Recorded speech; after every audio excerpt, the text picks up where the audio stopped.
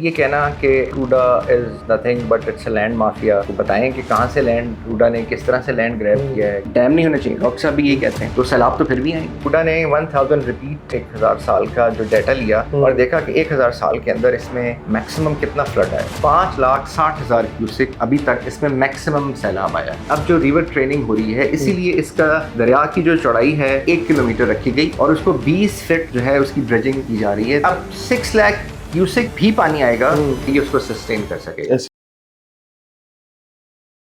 ابھی ہم نے کچھ دن پہلے ایک پروگرام کیا، میں ذرا ڈائریکٹ مدعے پہ آتا ہوں. شور.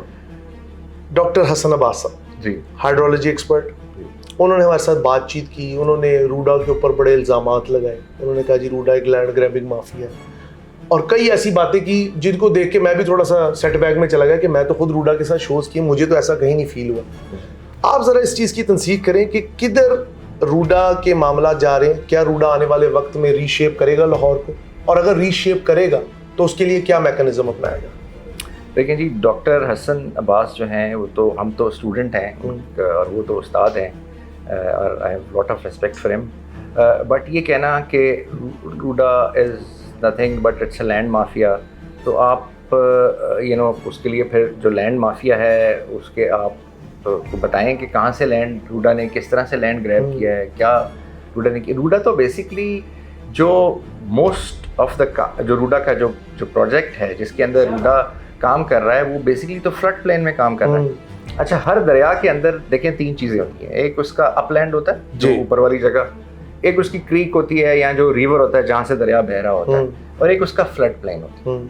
دنیا میں میکانزم یہ ہے کہ آپ نے جب ریور کو ٹرین کرنا ہے، یعنی آپ نے ریور کو سدھارنا ہے اس طرح سے کہ وہ جو میانڈرنگ کر رہا ہے اس کی میانڈرنگ ختم ہو جائے، اس کی جو کیپیسٹی ہے ٹو اوور فلو وہ ختم ہو جائے، یعنی اس سے سیلاب نہ آئے، آپ اس کو فلڈ پروف کر دیں. ٹھیک ہے. تو آپ اس کی ٹریننگ کرتے ہیں، آپ اس کے ساتھ بند بناتے ہیں، آپ اس کے ساتھ پرومینیٹ بناتے ہیں، اور پھر ایگزیکٹ اس پرومینیٹ کے اوپر آپ شہر بساتے ہیں. ایسے یہ ماڈرن ریورز ہیں، اور یہ بہت ساری مثالیں ہیں.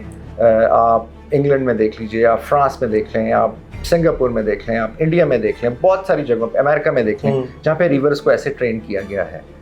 یہی کانسیپٹ روڈا کا. اچھا، لوگ پھر یہ بات کرتے ہیں کہ جی آپ ریور تھیمز کے ساتھ، ریور سین کے ساتھ، سنگاپور کے ریور کے ساتھ تو راوی کو نہیں آپ کر سکتے کیونکہ وہ تو بہت چھوٹے دریا ہیں، یہ تو بہت بڑا دریا ہے.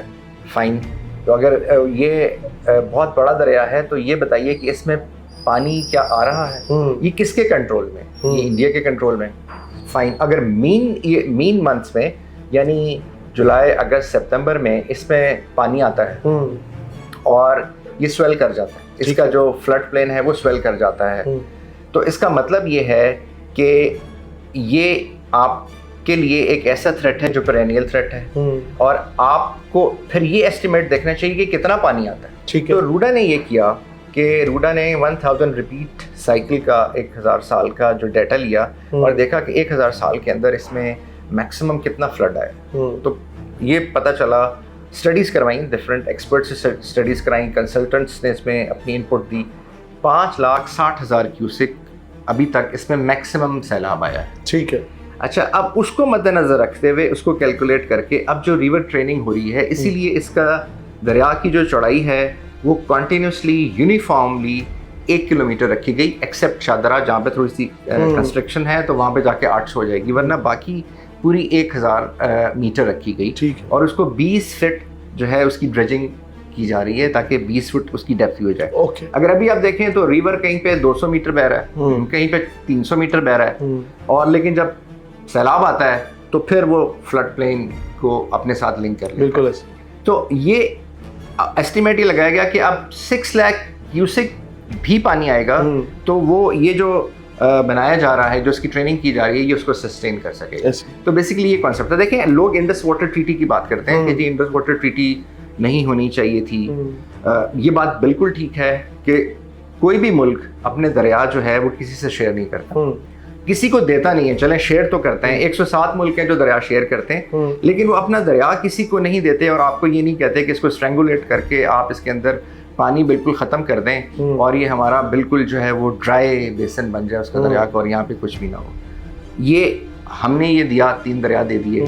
دوسری بات یہ ہے کہ جن کا کہا جاتا ہے کہ جی جو 4 گندے نالے انڈیا کا سارا گند لے کے انڈین پنجاب کا اسپیشلی انڈین پنجاب کی انڈسٹریل ویسٹ فارماسیوٹیکل سب لے کے یہاں آ رہے ہیں اور راوی کے اندر گرتے ہیں انٹریٹڈلی. تو یہ نہیں ہونا چاہیے تھا. بالکل یہ بات بھی ٹھیک ہے, ہمیں اس وقت یہ کہنا چاہیے تھا کہ انڈیا یہ پانی ٹریٹ کر کے, لیکن نہیں کہا, ہو گیا. ہم اب جب اس ٹریٹی کے اندر ہم اس کی کریکشن کرا سکتے ہیں, انڈیا کو فورس کر سکتے ہیں. ابھی تو دیکھیں کلائمیٹ کا اتنا بڑا ایشو ہے, ہم اس کو جو کاپ ہوتی ہیں انٹرنیشنل کانفرنسز ہوتی ہیں جو UNFCCC کے تحت ڈفرینٹ اور جو انٹریکشنز ہوتے ہیں, مونٹریال پروٹوکول, ہم کسی بھی طریقے سے جا کے اس پہ بات کر سکتے ہیں اور کرنی چاہیے.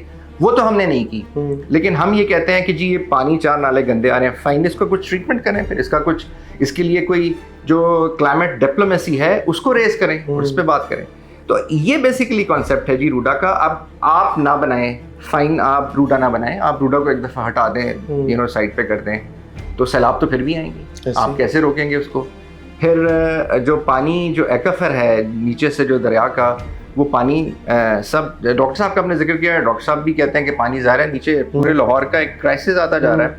آپ جب پاکستان بنا تو 5000 میٹر کیوب پر کیپیٹا پانی اویلیبل تھا, آج وہ 1000 میٹر کیوب سے نیچے چلا گیا ہے. جب اسرائیل بنا سیم ٹائم, دونوں ملک ایک ہی تقریباً سال میں چند مہینوں جی, تو جب اسرائیل بنا تو وہاں پہ 300 میٹر کیوب پانی اویلیبل تھا ایوری انڈیویجول کو. آج اسرائیل میں 2000 میٹر کیوب پانی اویلیبل ہے ہر انڈیویجول کو, which has increased almost 700 times. That's a miracle. That's a miracle.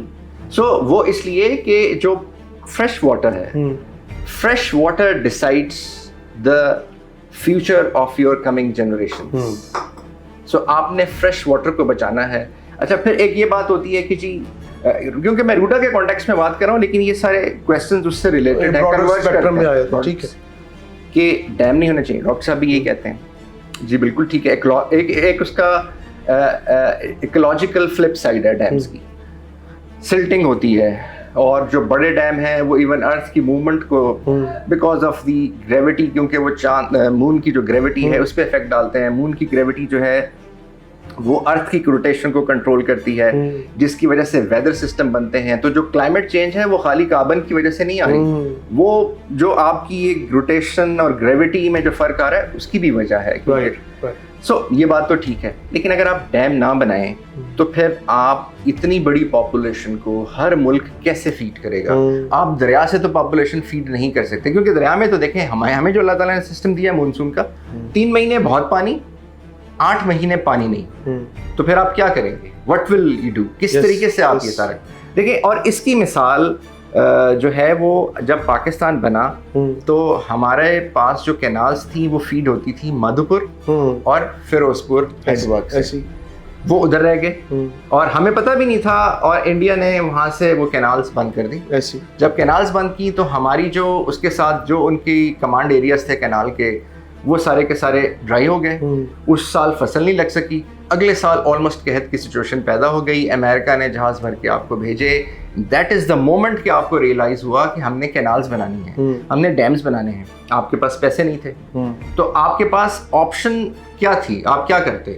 آپ نے یا تو کسی سے آپ پیسے لیتے, آپ کچھ وہ ایک آپ جاتے اور کہتے کہ جی ہمیں ڈیمز کے لیے پیسے دے دیں. اس وقت جو عرب کنٹریز تھے ان کے اسٹیٹس آپ موسٹلی اسٹیبلش ہی نہیں ہوئے تھے. چائنا اسٹیبلش نہیں ہوا تھا, یہ آپ کے دوست تھے. اور رہ جاتا تھا امریکہ اس وقت یہ کہتا تھا کہ it's a new experiment Pakistan اور انڈیا کے بننے کو. وہ اس پہ اس طرح ڈائریکٹلی انویسٹ نہیں کرنا چاہتا تھا, تو وہ اس نے پھر ورلڈ بینک کے تھرو آپ کو پیسے دلوا دیے. سو آپ کے پاس اگر آپ ان براڈر ٹرم دیکھیں تو ایک کمپلیکسٹی تھی, تو آپ نے اس کو, ہماری مجبوریاں ہی ہمارے سامنے, ہماری مجبوریاں